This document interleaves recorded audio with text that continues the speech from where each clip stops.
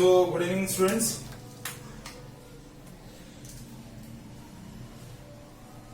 आज हम लोग डिस्कस करेंगे जो लास्ट टॉपिक हमने डिस्कस किया था,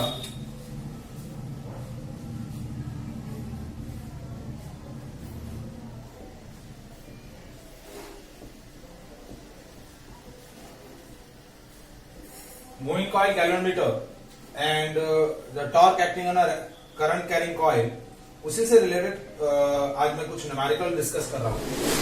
ठीक है, तो देखिए ये दोनों आर्टिकल इंपॉर्टेंट है, तो इससे रिलेटेड न्यूमेरिकल्स भी बहुत बार एग्जाम में पूछे जाते हैं। तो फर्स्ट क्वेश्चन देखिए, मैं क्वेश्चन रीड कर रहा हूं, तब तक शायद आपको स्क्रीन ना दिखे।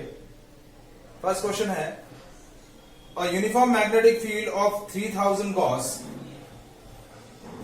मैग्नेटिक फील्ड आपको दिया हुआ है 3000 Gauss. A uniform magnetic field of 3000 gauss is established along the positive z-axis direction.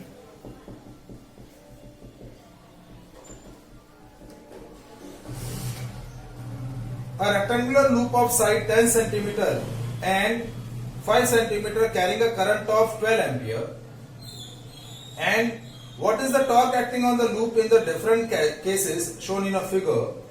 What is the force on the force on each case, and which case component to suitable component is to be stable equilibrium? किस case में वो stable equilibrium में है, ये आपको बताना है। और एक रेक्टेंगुलर लूप है जिसका लेंथ आपको दिया हुआ है 10 सेंटीमीटर और जिसका ब्रेथ आपको दिया हुआ है 5 सेंटीमीटर, और कुछ अलग अलग केसेस आपको दिए हुए हैं जिसका और करंट कितनी कैरी कर रहा है 12 एम्पियर। अब देखिए फर्स्ट आपका जो लूप है वो कैसे प्लेस किया हुआ है, डायग्राम में ड्रॉ कर रहा हूं। This is Y axis, this is Z. तो देखिए क्वेश्चन के अंदर आपको क्या दिया है, एक रेक्टेंगुलर लूप है OACD which is placed in a YZ plane and magnetic field of magnitude 3000 gauss is applied across the positive z-axis direction।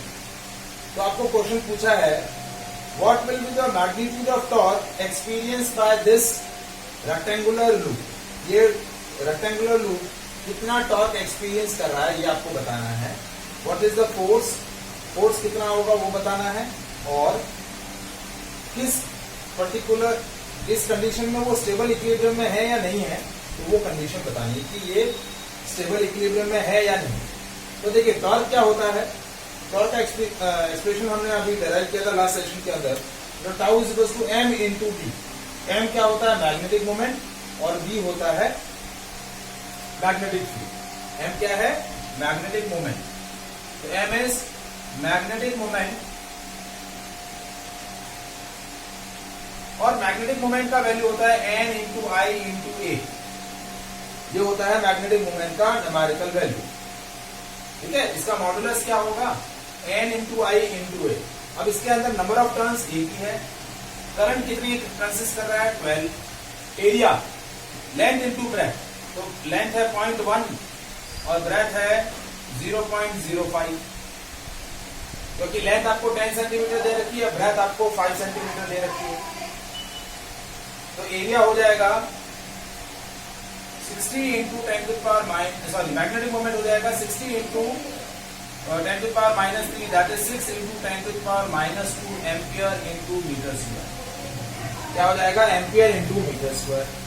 और अब देखिए करंट कैसे फ्लो कर रही है, करंट आपका फ्लो कर रहा है लूप के अंदर anti clockwise, sorry clockwise flow कर रहा है, क्लॉकवाइज फ्लो कर रहा है, anti clockwise, sorry anti clockwise flow कर रहा है करंट। कैसे फ्लो कर रहा है, एंटी क्लॉकवाइज, OACD के डायरेक्शन में फ्लो कर रहा है। तो देखिए मैग्नेटिक मोमेंट के लिए right hand palm rule use करना है। करंट कैसे फ्लो कर रही है, एंटी क्लॉकवाइज।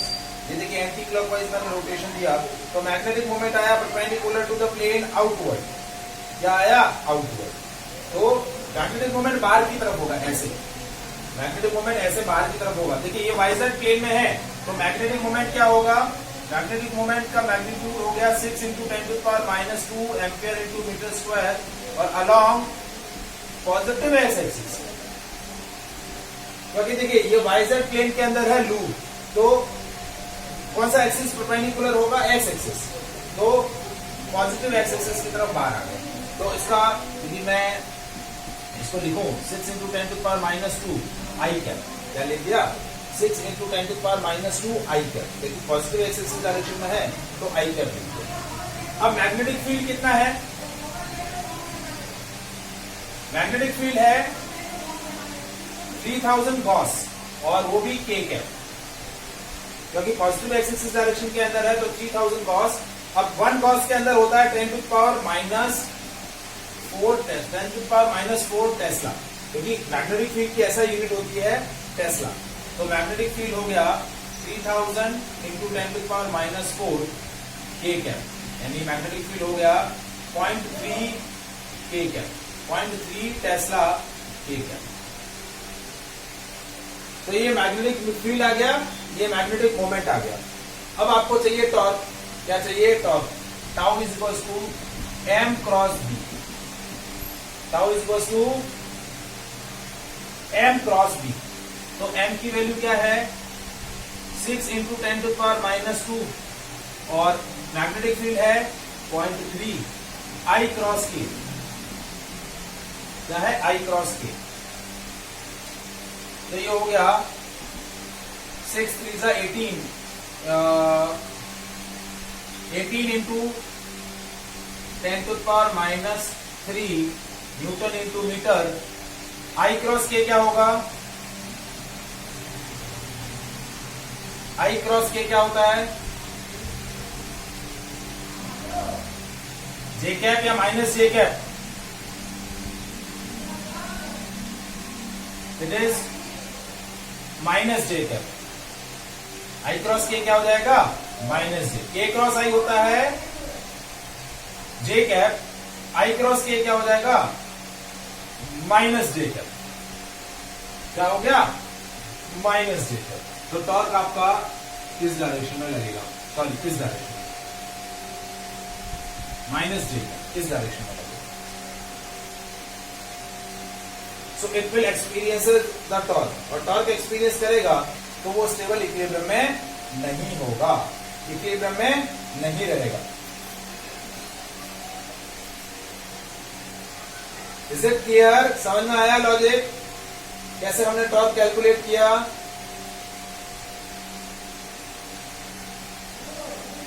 अब देखिए इसी वैरायटी में एक और क्वेश्चन करता हूं। अब रेक्टेंगुलर लूप का जो अरेंजमेंट है वो कुछ चेंज किया है। देखिए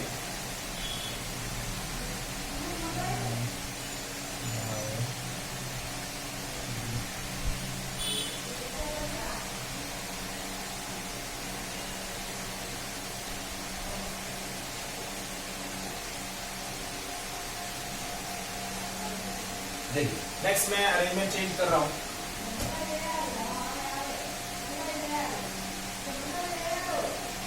रेक्टेंगुलर लूप इस बार प्लेस किया है XY प्लेन के अंदर, इस प्लेन में XZ प्लेन के अंदर।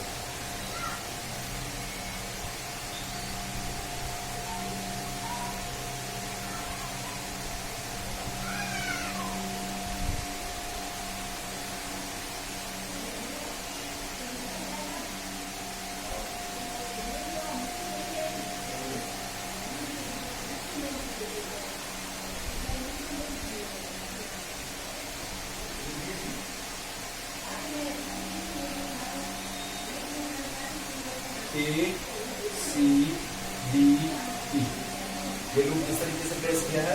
करंट फ्लो कर रही है क्लॉकवाइज डायरेक्शन। ये आपका Y, ये X, ये Z।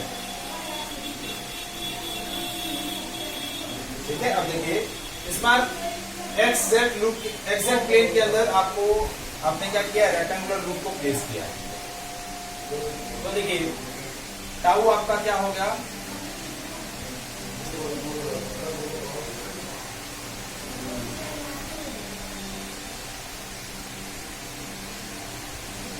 टाउ है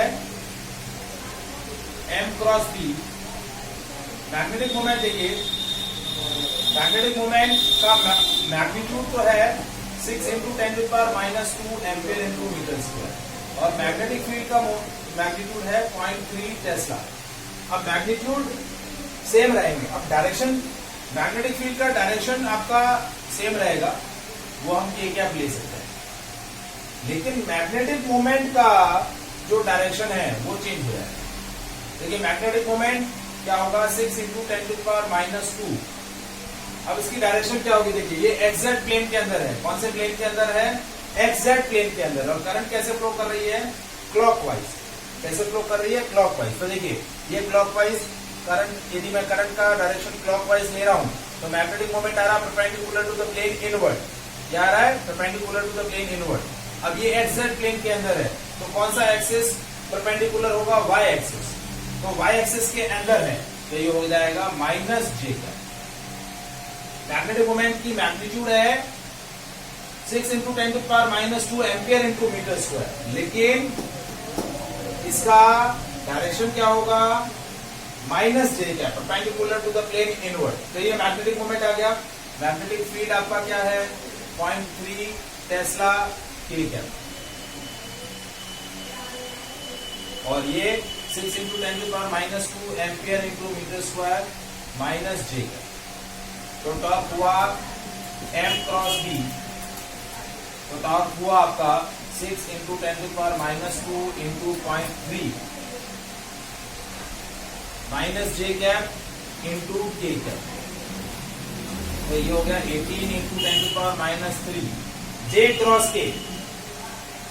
j क्रॉस k क्या होता है, I, और ये हो जाएगा -I का। तो आपका टॉर्क लगेगा -x एक्सिस डायरेक्शन में, क्या लगेगा, -x axis direction. Magnitude same रहेगा, लेकिन डायरेक्शन क्या हो जाएगी, चेंज हो जाएगी। तो मतलब जैसे ही आप लूप का ओरिएंटेशन चेंज करेंगे, लूप का पोजीशन चेंज करेंगे, वैसे मैग्नेटिक मोमेंट चेंज होगा, और मैग्नेटिक मोमेंट चेंज होने की वजह से आपका टॉर्क का वैल्यू जो है वो चेंज हो जाएगा। आया समझ में, इज इट क्लियर?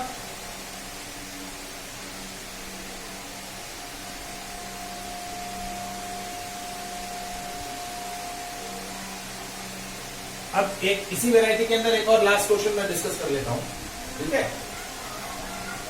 अब नेक्स्ट, इस बार मैं लूप को रख रहा हूं XY प्लेन के अंदर। कौन से प्लेन के अंदर, XY प्लेन के अंदर। मैग्नेटिक फील्ड वही Z एक्सिस के अबाउट ही है, Z एक्सिस के अबाउट। ये लूप हमने इस तरीके से प्लेस कर दिया इस बार।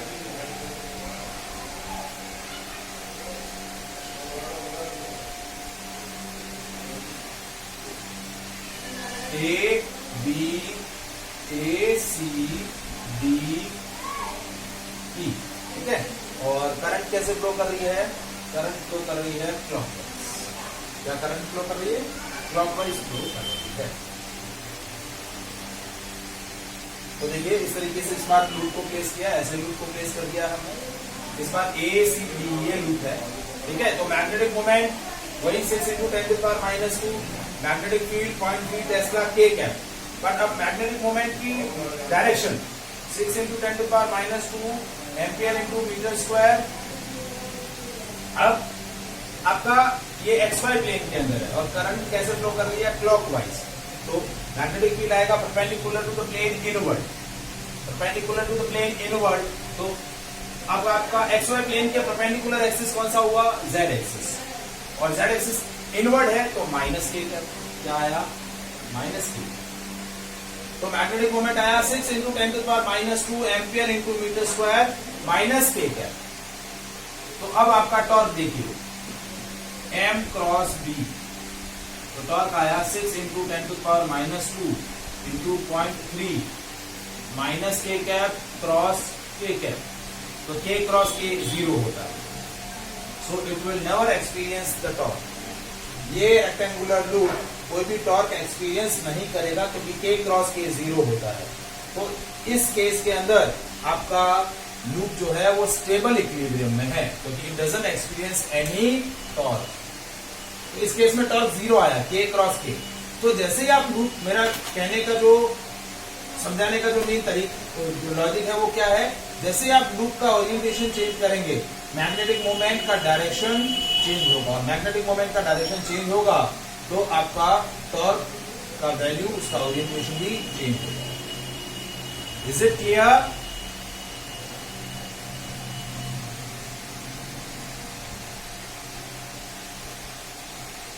वंदन, मान्या, समझ में आया? आर्या? अब हम डिस्कस करते हैं conversion of ammeter, conversion of galvanometer into ammeter and voltmeter. तो क्वेश्चन है, a galvanometer coil has a resistance of 12 ohm and the meter shows the full scale reflection for the current of 3 milliampere. मतलब galvanometer किस condition पर full scale reflection दे रहा है? 3 milliampere पे full scale reflection दे रहा है। मतलब IG की वैल्यू कितनी है? 3 milli ampere. Now how will you convert the galvanometer into the voltmeter of range 0 to 18 volt? 0 to 18 volt. Galvanometer coil का रेजिस्टेंस आपको 12 ओम दिया हुआ है। तो देखिए क्वेश्चन कैसे करना है। गैल्वेनोमीटर को आपको किसमें कन्वर्ट करना है? वोल्टमीटर में कन्वर्ट करना है। किसमें कन्वर्ट करना है? वोल्टमीटर। गैल्वेनोमीटर को आपको कन्वर्ट करना है वोल्टमीटर में। गैल्वेनोमीटर कॉइल का रेजिस्टेंस 12 ओम दिया हुआ है। IG क्या होता है? That is a current in a galvanometer coil for full scale reflection. इसके लिए फुल स्केल रिफ्लेक्शन, ये किस करंट पर वो फुल स्केल रिफ्लेक्शन देगा? वो है 3 मिली एम्पियर, 3 into 10⁻³ एम्पियर। और आपका वोल्टमीटर का रेंज क्या है? 0 to 18 वोल्ट। तो गैल्वेनोमीटर को यस वापस ब्लर हो गया है।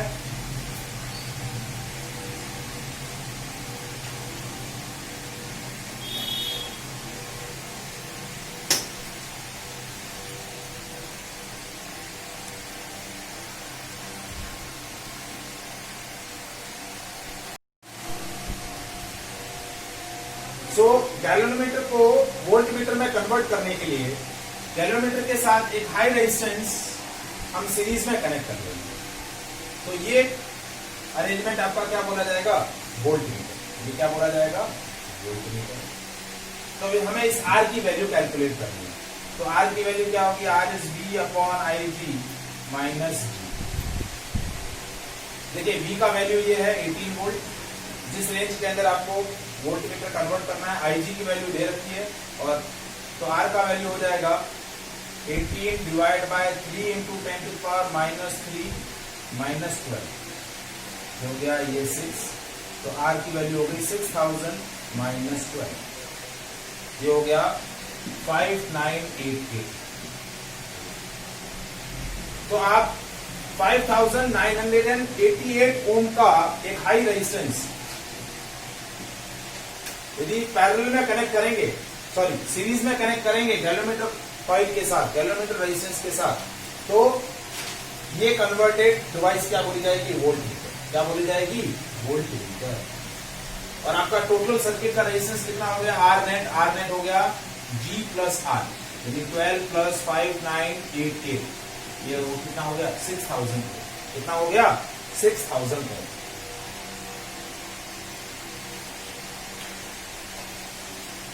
Is it clear? So that is a conversion of galvanometer into voltmeter. Any doubt?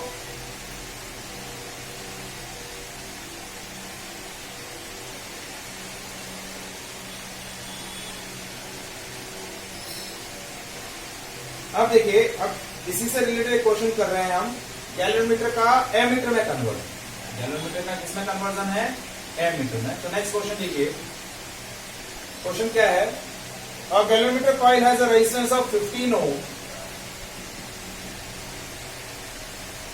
and the meter shows the full scale deflection for a current of 4 milliampere. मतलब आपको IG की value दे रखी है 4 milliampere. How will you convert the meter into ammeter of range 0 to 6 ampere. अब आपको जो ammeter बनाना है वो एमीटर जो है वो आपको 0 to 6 एम्पियर रेंज का फॉर्म करना है। 0 to 6 एम्पियर रेंज का क्या करना है, आपको एमीटर फॉर्म करना है। So convert the galvanometer into ammeter. हमने पहले मेरी आर्टिकल के अंदर डिस्कस किया था कि गैल्वेनोमीटर को एमीटर में कन्वर्ट करने के लिए उसके साथ पैरेलल में एक स्मॉल शंट रेजिस्टेंस कैलकुलेट करेंगे। इसके अंदर करंट IG है, इसके अंदर करंट कितना होगा I माइनस IG। तो शंट की वैल्यू क्या होती है, G into IG upon I minus IG। ये शंट की वैल्यू आएगी।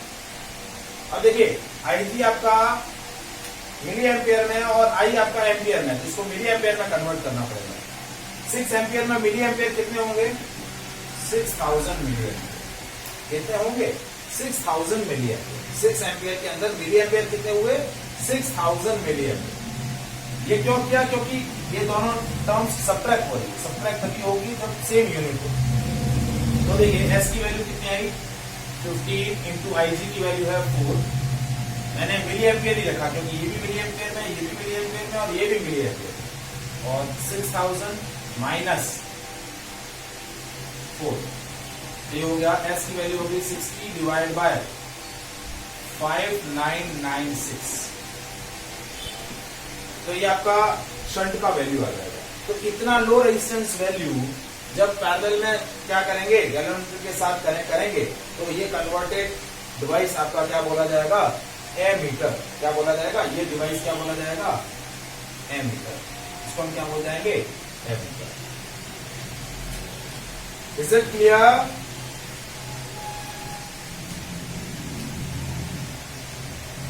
समझ में आया?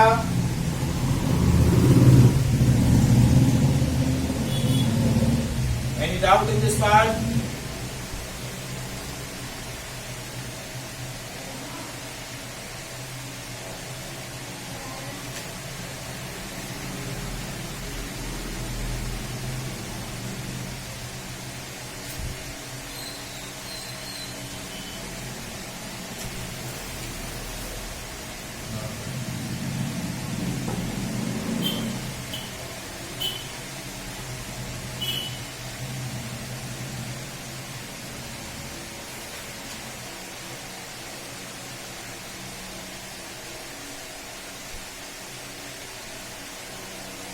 चलिए नेक्स्ट क्वेश्चन, हम एक मैग्नेटिक मोमेंट वाला जो आर्टिकल हमने डिस्कस किया था उससे रिलेटेड हम एक क्वेश्चन डिस्कस कर लेते हैं।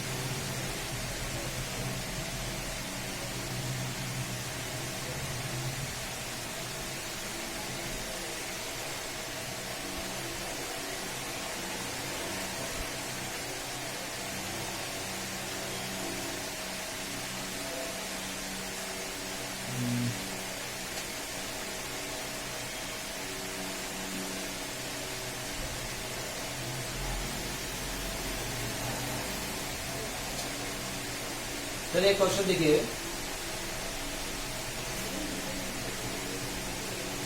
पहले करंट सेंसिटिविटी और वोल्टेज सेंसिटिविटी का एक क्वेश्चन है।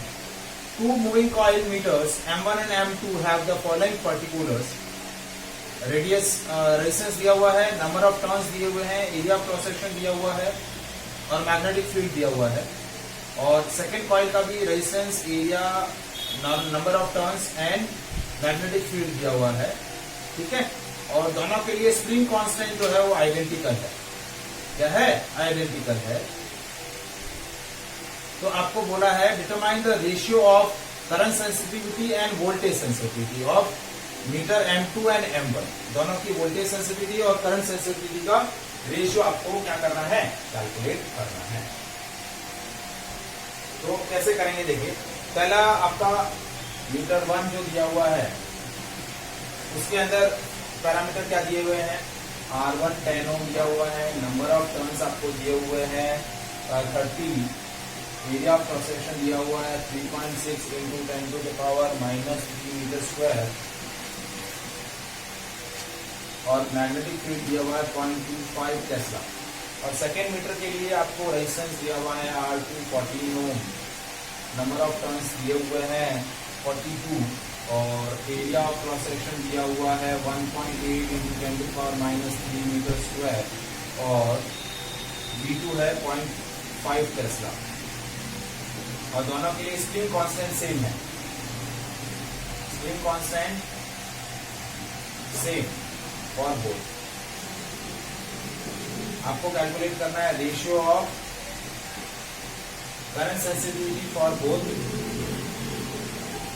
And ratio of voltage sensitivity for ये M2 है, तो ये M1 है और ये M2।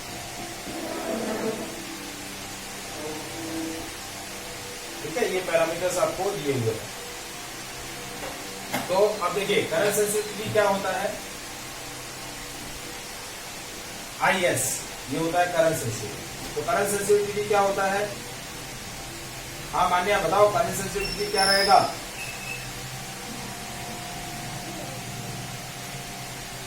That is theta by आई। क्या होता है, थीटा बाय आई।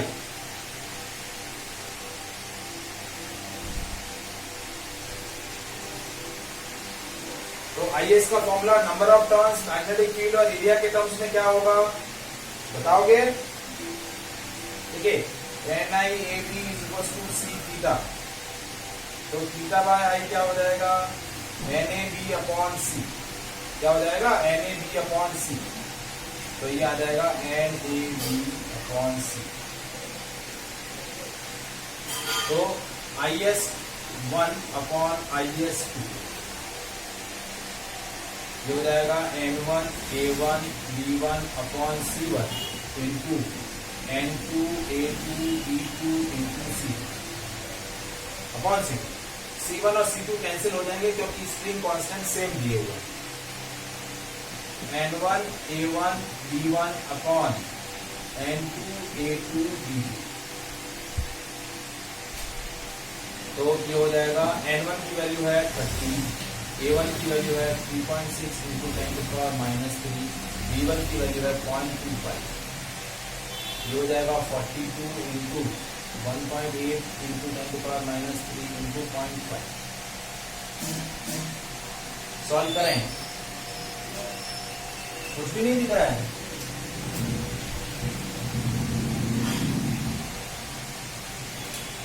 वंदन आपको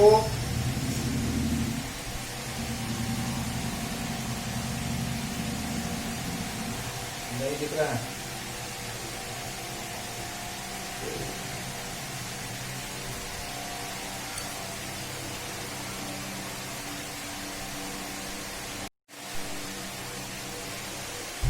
तो देखिए करंट सेंसिटिविटी के लिए हमने दोनों करंट सेंसिटिविटी का रेशियो निकालने के लिए ये फॉर्मूला अप्लाई किया, N1A1B1/C1 इंटू N2A2B2/C2।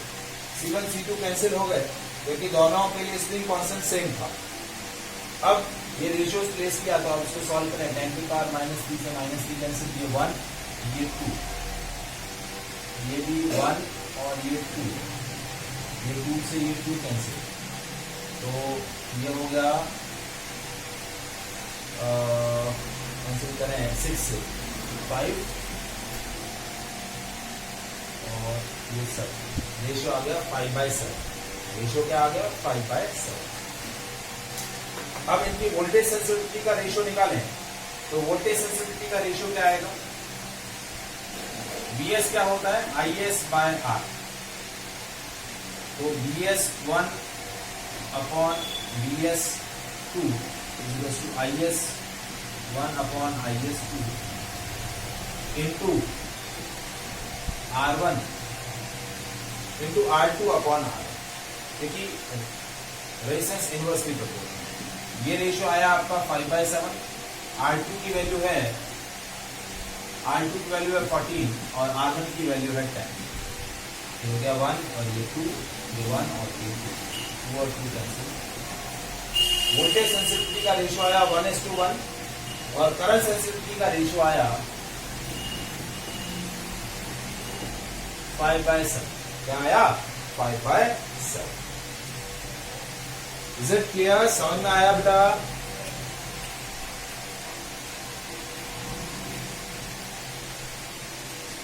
ये चीज समझ में आई।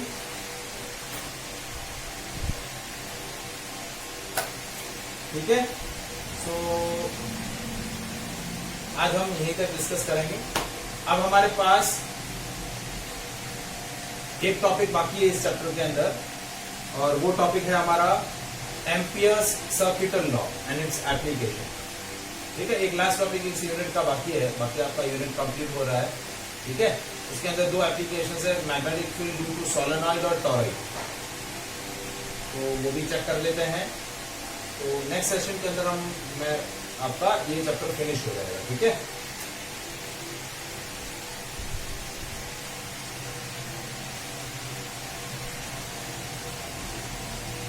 एमसीक्यूज वो तो हम करेंगे ना, मॉर्निंग वाले सेशन के अंदर करने वाले हैं। थर्सडे को सर का क्लास होगा कि नहीं होगा सर का, क्या कह रहे हो?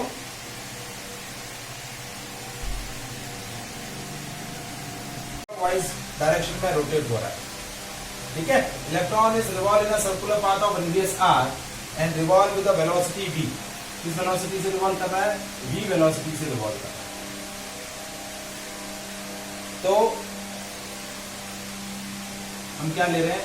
रेडियस ऑफ ऑर्बिट लिया हमने r, वेलोसिटी ऑफ इलेक्ट्रॉन लिया v, और टाइम पीरियड ऑफ रिवॉल्यूशन हमने क्या लिया कि एक पूरा रिवॉल्यूशन करने में उसको कितना टाइम लग रहा है? t लग रहा है। तो करंट कितना हो जाएगा? करंट होता है Q बाय T। Q की वैल्यू है E, और टाइम पीरियड ऑफ रिवॉल्यूशन, देखिए सर्कुलर पाथ में रिवॉल्व कर रहा है तो टाइम पीरियड हो जाएगा डिस्टेंस अपॉन स्पीड। तो डिस्टेंस है 2 पाई r, स्पीड है v, क्योंकि कांस्टेंट स्पीड से वो रिवॉल्व कर रहा है, तो टाइम पीरियड ऑफ रिवॉल्यूशन हो जाएगा 2 पाई r अपॉन v। तो ये हो गया 2 पाई r v।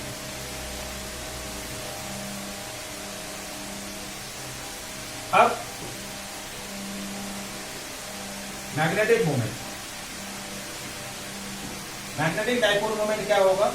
इसको हम रिप्रेजेंट करते हैं, हमने m से रिप्रेजेंट किया था, कैपिटल M से, दैट इज NIA। ये मैग्नेटिक मोमेंट, ये हम सर्कुलर लूप के अंदर भी पढ़ चुके हैं। अब ये सर्कुलर लूप का एक ही टर्न है, तो n की वैल्यू 1, I की वैल्यू EV अपॉन 2 पाई r, और एरिया क्या है? पाई r स्क्वायर। तो ये पाई r से ये पाई और ये r कैंसिल, तो आपका मैग्नेटिक मोमेंट आया EVR बाय 2। कितना आ गया? EVR by 2।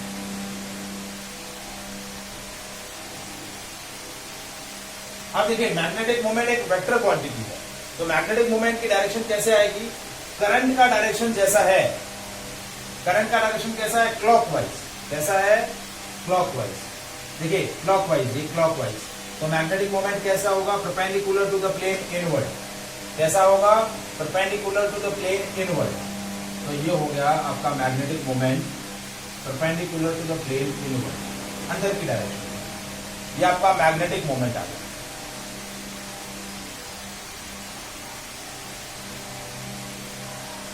आया समझ में मैग्नेटिक मोमेंट?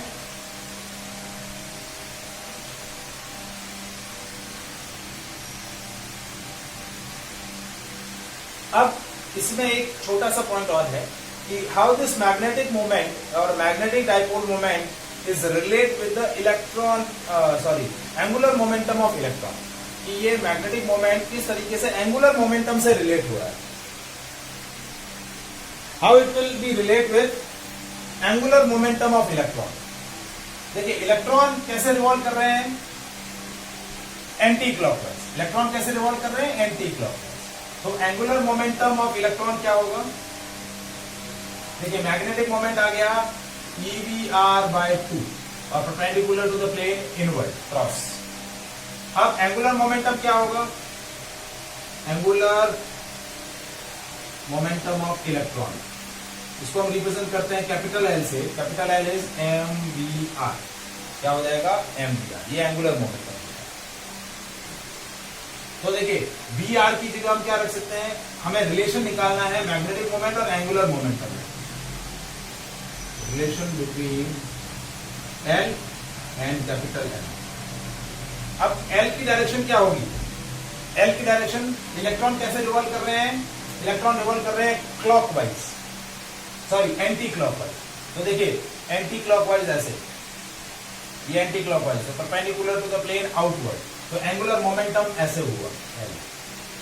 तो एंगुलर मोमेंटम हुआ perpendicular to the plane outward, वो इलेक्ट्रॉन की मोशन की वजह से, और मैग्नेटिक डाइपोल मोमेंट वो इलेक्ट्रॉनिक करंट की वजह से वो होगा perpendicular to the plane inward. तो दोनों की डायरेक्शन अपोजिट होगी। अब कैसे रिलेशन आया देखिए, वी आर की जगह हम रखते हैं L by M, small L, क्या रख रहे हैं? वी आर की जगह एल बाय एम, तो एम क्या हो गया? ई एल बाय 2m, और वेक्टर फॉर्म में लिखेंगे तो माइनस साइन। देखिए ये क्या था? E V R by 2, V R की जगह हमने क्या रख दिया? एल बाय एम, तो ये L by M, E by 2 तो था ही, और माइनस साइन। तो ये आपका किसके बीच में रिलेशन हो गया? Relation between magnetic dipole moment and angular momentum. Capital L आपका एंगुलर मोमेंटम है, तो capital M is equal to minus E into L by 2m। ठीक है, इज इट क्लियर? समझ में आया?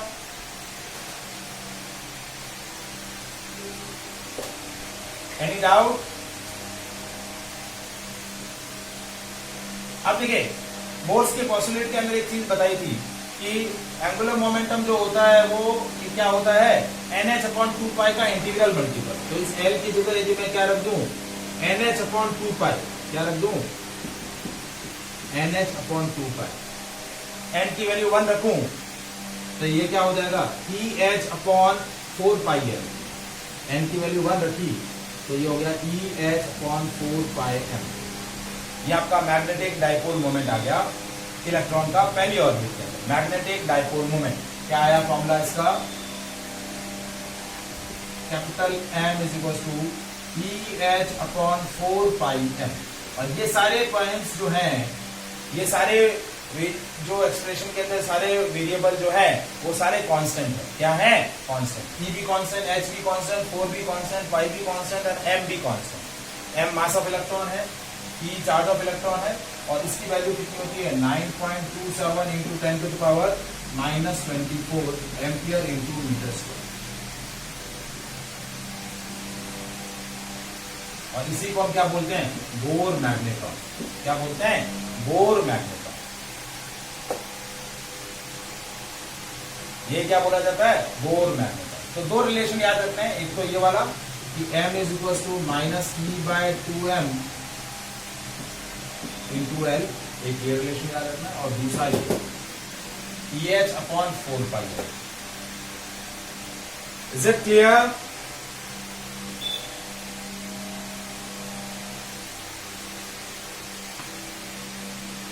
ठीक है, so that is all about the today session.